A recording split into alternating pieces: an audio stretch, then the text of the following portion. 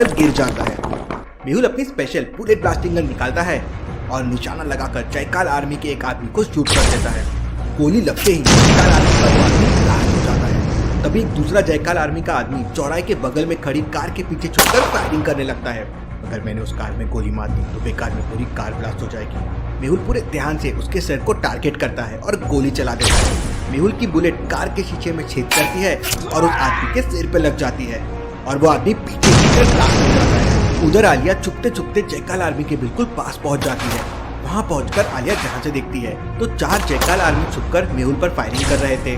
आलिया अपनी जेब से बिस्किट बम निकालती है, लेकिन ये बिस्किट बम तभी ब्लास्ट होते हैं जब इनके ऊपर पैर रखा जाए। लॉजिकल आर्मी क्या बता सकते हैं आलिया बिस्किट बम को कहाँ पर रखेगी ताकि जयकाल आर्मी का पैर बिस्किट बम के ऊपर पड़ जाए? ये सोचे लॉजिकल आर्मी।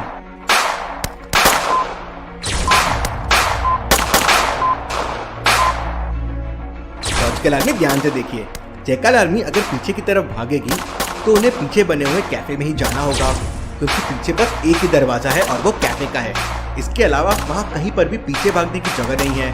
आलिया निशाना लगाकर बिस्किट बम को कैफे के दरवाजे के पास फेंक देती है और जोरों से चिल्लाती है, भागो बम! बम की बात सुनते ही जयकाल आर्मी उसी कैफे की तरफ भागने लगती है और तभी एक जयकाल आर्मी का पैर उस आलिया के बिस्किट बम पे पड़ जाता है और वो ब्लास्ट हो जाता है। लॉजिकल आर्मी मैं और आलिया मिलकर किसे दिखता है तो चौराहे के उस तरफ जयकाल आर्मी खड़ी हुई थी और उन लोगों ने बम लॉन्चर से कार को उड़ा दिया था। देखा आलिया, अगर हम लोग सीधे चले जाते तो हम दोनों भी मर जाते। अच्छा हुआ मैंने उस आदमी को देख लिया था। सर आप वाकई ग्रेट डिटेक्टिव है, दुनिया में आपसे बड़ा डिटेक्टिव हो ही नहीं सकता। लेकिन तभी अचानक जयकाल आर्मी बम लॉन्चर से उस घर के ऊपर भी फायर कर देते हैं। घर की पूरी छत टूट जाती है और मेहुल के ऊपर गिरने ही वाली होती है। मेहुल को वहाँ से बचने के लिए 3 रास्ते दिखते हैं। पहला रास्ता सामने की तरफ से भाग जाना, दूसरा रास्ता टेरेस पे जाना और तीसरा रास्ता पिछले वाली खिड़की से कूद के भाग जाना। लॉजिकल आर्मी क्या बता सकते हैं कौन सा रास्ता मेहुल और आलिया के लिए सेफ हो सकता है? सोचिए सोचिए।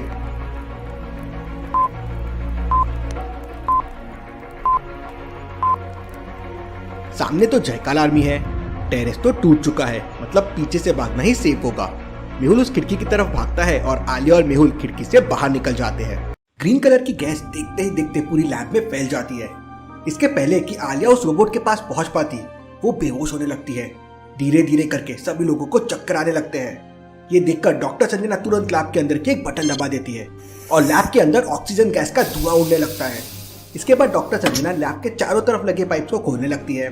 लैब के ऊपर एक पाइप लगा हुआ था और लैब के नीचे 2 पाइप लगे हुए थे, जिनसे होकर लैब के अंदर की गैस बाहर निकलने लगती है। थोड़ी देर बाद लैब के अंदर मौजूद सारी हरी कलर की गैस बाहर निकल जाती है और सभी लोगों की जान फंस जाती है। आलिया उस रोबोट को पकड़ो, वो कहाँ गया? आलिया उस रोबोट को लैब के अंदर देखती है, लेकिन वो रोबोट गायब हो चुका था। हमें जल्दी से कुछ करना होगा क्योंकि हम जहाँ भी जा रहे हैं हम पर जानलेवा हमला हो रहा है। फिर मेहुल बुलबुले साइंटिस्ट से कहता है, तुम और डॉक्टर संजना मिलकर एक एंटीडोट बनाने का काम शुरू कर दो, तब तक मैं और आलिया बाहर जाकर देखते हैं। मेहुल बुलबुले साइंटिस्ट के कुछ बिस्किट बम आलिया को दे देता है। आलिया बिस्तर से उठने में मेहुल की मदद करती है और फिर दोनों कार में जयकाल का पता लगाने के लिए निकल पड़ते हैं। आलिया कार चला रही थी और मेहुल शहर को देख रहा था।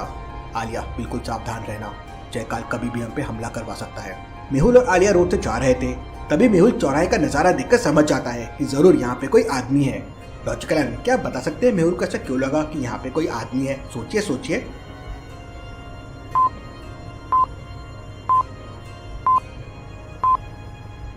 साइड वाली वॉल पे देखिए एक परछाई बन रही है, उसी से मेहुल समझ जाता है कि यहाँ पे कोई आदमी छुपा हुआ है। आलिया कार को जल्दी से किसी सुरक्षित जगह पर खड़ी करो, यहाँ हो सकता है जयकाल आर्मी है। आलिया एक घर के बगल में गाड़ी खड़ी कर देती है। मेहुल और आलिया तुरंत कार से उतर जाते हैं और एक घर के अंदर छुप जाते हैं। मेहुल ब्लास्ट हो जाता है। लॉजिकल आर्मी मैं और आलिया मिलकर शहर को जयकाल आर्मी से बचा रहे हैं। आप लोग सब्सक्राइब करके हमारी मदद कीजिए।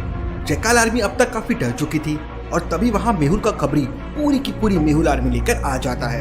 इतनी सारी मेहुल आर्मी देखकर जयकाल के बचे कुछ लोग सरेंडर कर देते हैं। अब मेहुल आर्मी जयकाल आर्मी से फाइट करेगी। इसके बाद मेहुल जयकाल आर्मी से पूछताछ करता है। पहला आदमी कहता है, जयकाल ने मुझे बहुत सारे पैसे दिए थे इस गैंग में शामिल होने के लिए और फिर हम सबको स्पेशल इंजेक्शंस दिए। दूसरा आदमी कहता है, मैं बहुत गरीब हूँ, पैसों की जरूरत है, इसलिए जयकाल आर्मी ज्वाइन कर लिया। तीसरा आदमी कहता है, मैं काफी समय से जयकाल के साथ काम कर रहा हूँ, लेकिन जयकाल के अड्डे के बारे में मुझे कुछ नहीं पता है। तीनों की बातें सुन मेहुल समझ जाता है कि कौन झूठ बोल रहा है, लेकिन क्या आप समझ पाए लॉजिकल आर्मी? सोचिए सोचिए, मुझे आपका आंसर कमेंट करके बताएं।